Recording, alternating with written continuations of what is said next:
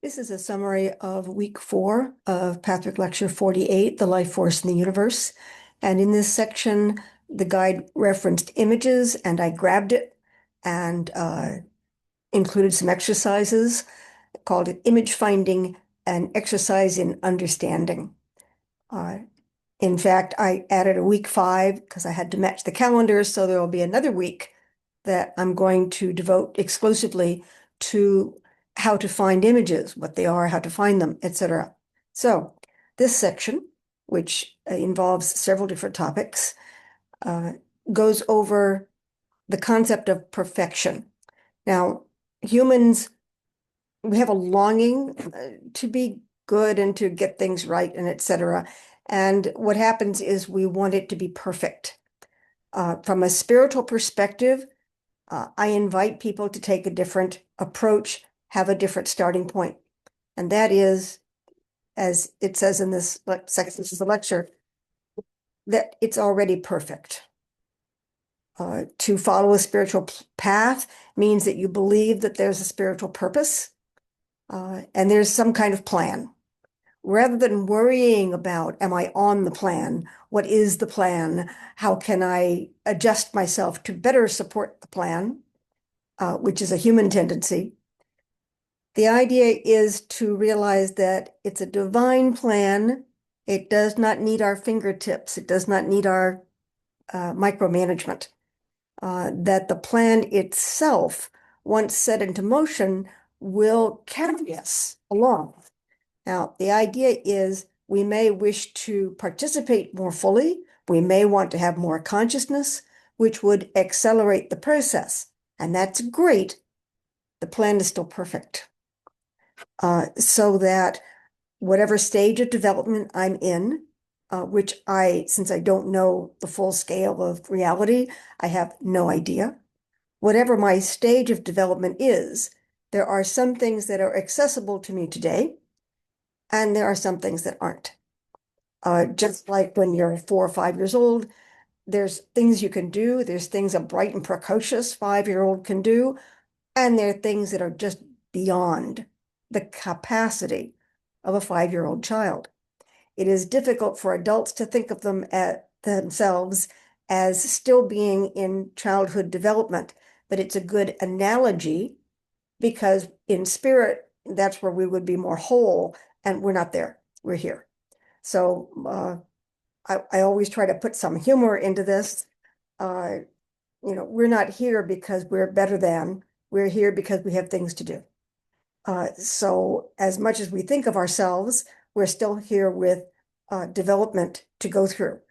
And the human mind is limited, as if I could understand what unlimited would mean. So let's get back to perfection already is. And we can want to participate more. We can want acceleration. We can want to manifest our dreams, ideals, desires, etc. And some of that may be possible. So growth always starts within, and it's going to take a while for it to manifest. And it won't always manifest in a way that we can comprehend. So the question or the exercises in this would be about just noticing where you're different today than you were 10 years ago. It's a gradual thing, and you might not keep a diary that would account for the changes that have happened to you. But change has happened. In a 10-year period of time, people change. By looking backwards, we can recognize change that we may not have felt while we were in that process, and we can extrapolate what we might be growing towards later. But the process itself is always going to be incremental, day by day, hour by hour, minute by minute, based on what we feel and what we're aware of. And this is not a science, it's an art. So the question would be, what's important to you today? And I discovered an exercise, because I read a lot of different articles, discovered an exercise printed in the Huffington Post that I thought was a really good way to do this. So I adapted it for use as an exercise. And I'll put it in the notes of this video, and it's in the study guide of Pathfic Lecture 48. But the idea is that a lot of our attitudes about life are actually holdovers from attitudes that we were taught or that were modeled for us in our family of origin. And we may not realize that until we frame it in a different way. So this is a way to ask yourself questions about your parents' attitudes. And it's a different way of asking, and it has been, for the people who did the exercise, revelatory. It exposed things that they had never seen in that light before. For instance, one of the questions is, what was you ask the question for the different parents. So focusing on mom for a moment, or the female caregiver, or the grandmother, or whoever was your primary caretaker that had the place of a mother. You ask, what was mom's attitude about food? What was mom's attitude about other people, authority figures? What was mom's attitude about me? How did she talk about me to other people? Simple questions you ask for each parent, and the answers can be very surprising because we sometimes have an attitude, and if we haven't expressed it, verbalized it fully, we may not even realize we have that attitude. So part of becoming conscious is about discovering things that are in motion that have just not been noticed. Why does this relate to image finding? Because images are a way of holding on to a concept or an idea. It's shorthand for a very complex attitude and approach to life, for values, for what we believe in. And we may not realize that we have an image until it's challenged.